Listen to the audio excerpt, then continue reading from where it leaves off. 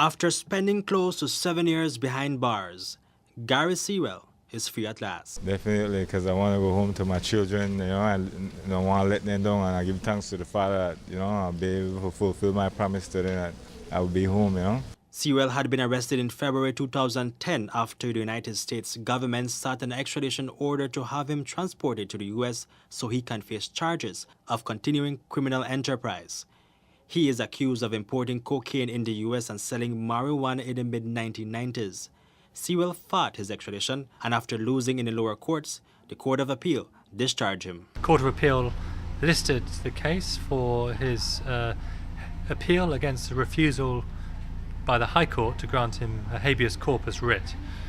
The purpose of the habeas corpus process is to challenge the legality of his detention pursuant to the warrant issued by the United States government, and the Court of Appeal today discharged Mr. Sewell, granted and issued the writ for habeas corpus, allowed his appeal, and as a result of that he walked out of prison today a free man.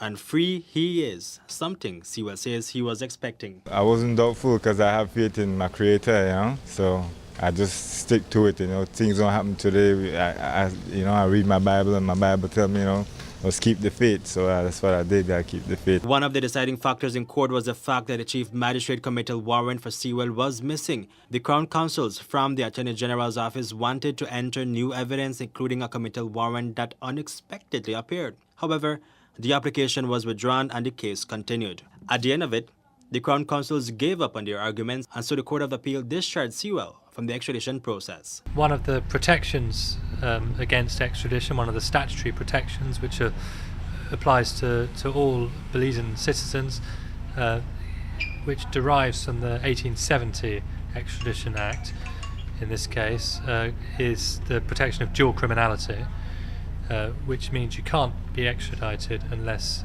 the conduct specified by the United States government equates to an equivalent of criminal offence in Belize, and that's the extradition offence or dual criminality protection.